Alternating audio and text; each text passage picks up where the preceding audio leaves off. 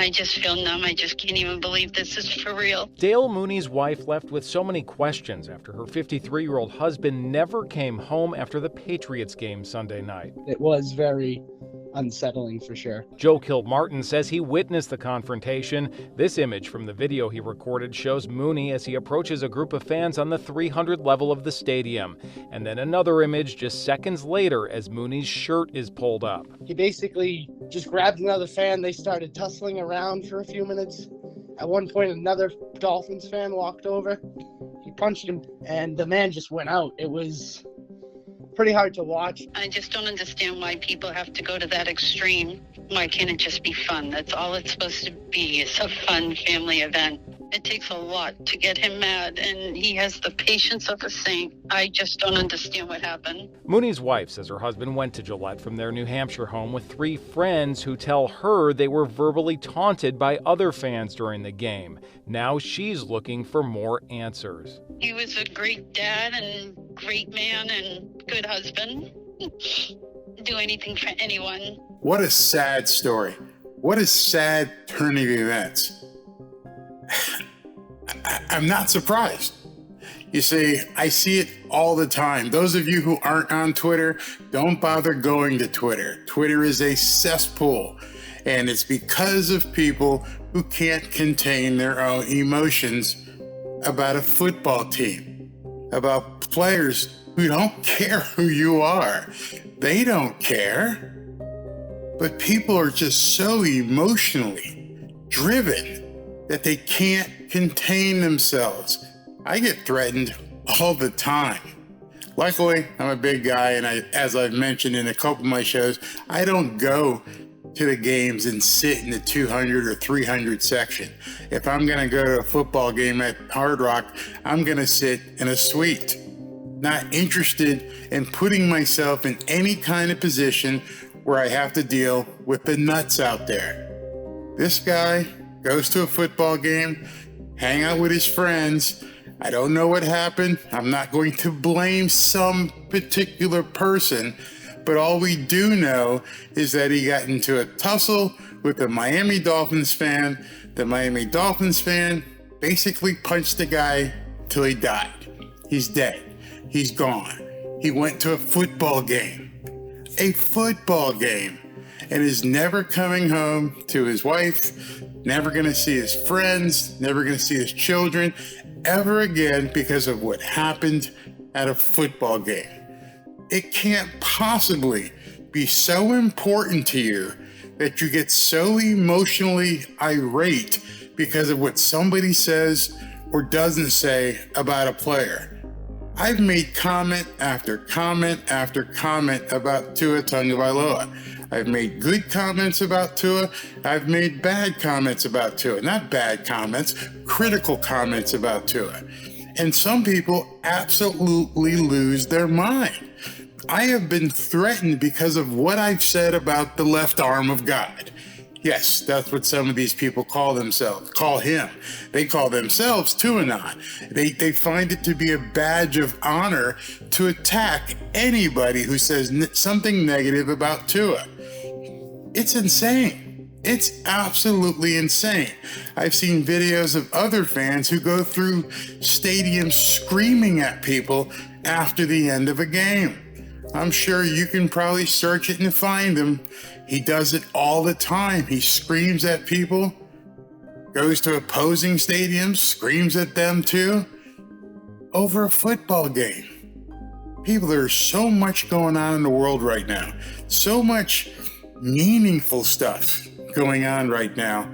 How are we getting ourselves so worked up about football? There are people living homeless throughout the country. There's a war waging on. For whatever reason, it's waging on and people are dying. The economy is in a shambles. We're paying close to $4 a gas again. People can't put food on the table, and you're willing to go to a football game and end up killing somebody because they wear a different jersey or root for a different team? That is truly insane. I've been doing this now for a little bit over a year, and I've heard so many things for so many people. I've had people that I've talked to, I don't know, maybe for 6 months, who decided to unsubscribe and unfollow and get angry because I spoke negatively of a quarterback on a football team. I didn't call your name. I didn't do anything to you. I spoke negatively or critical about a football player. And it pissed people off. It continues to piss people off. And now this guy is dead at the hands of a Miami Dolphins fan. I don't care what he said. I don't care. There's no provoking. There's nothing that can be said about a football game that would cause you to get to a position where you get so angry that you kill somebody. They're going to catch this guy.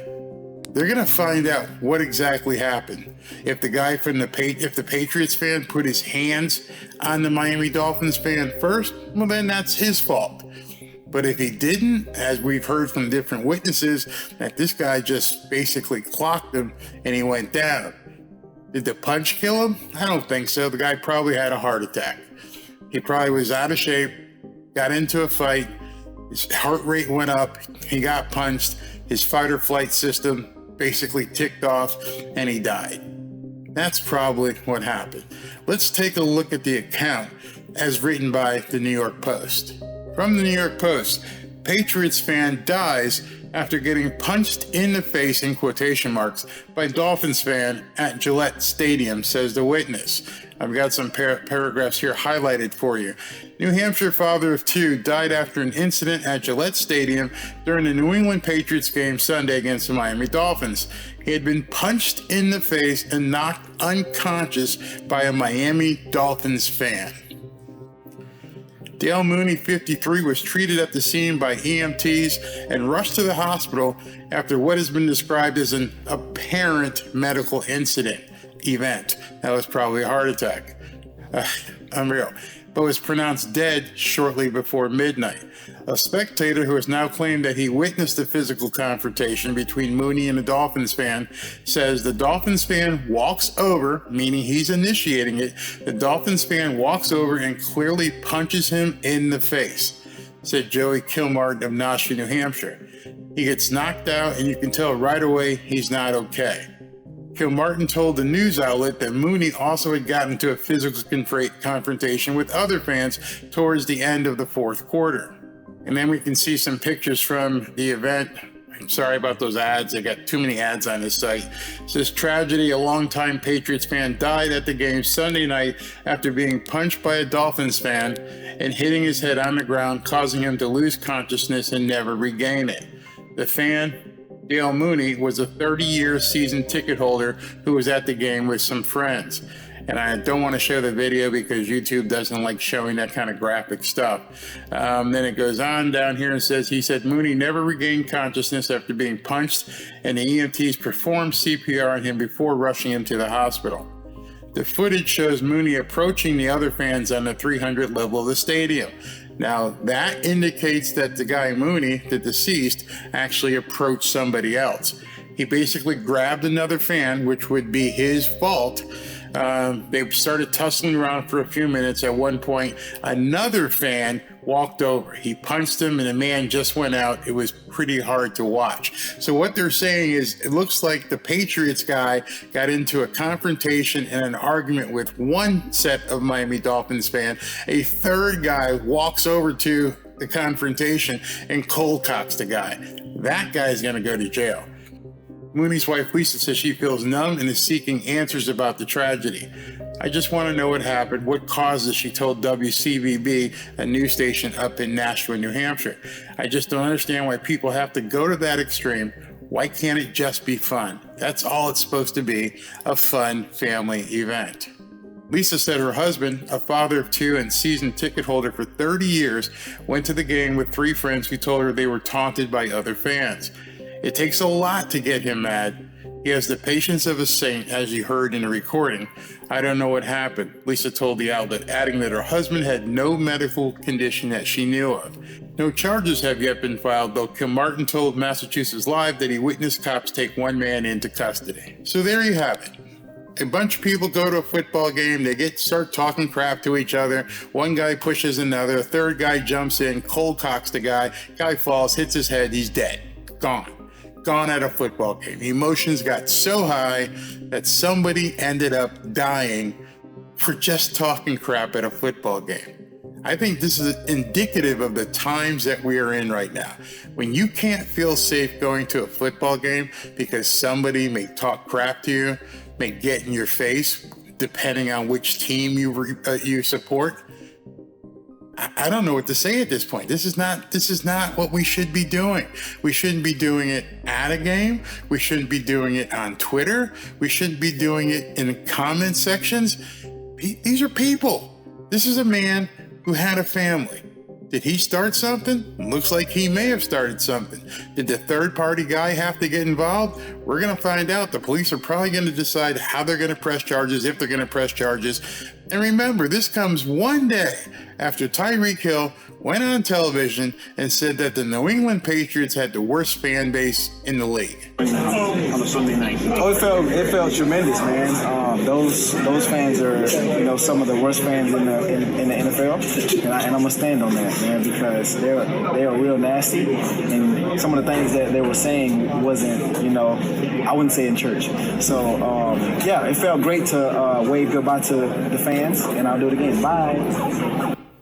What a statement. What a statement for a player on an NFL team to say that your team has the worst fan base in the world. Meanwhile, one of your fans just clocked some guy and basically killed him.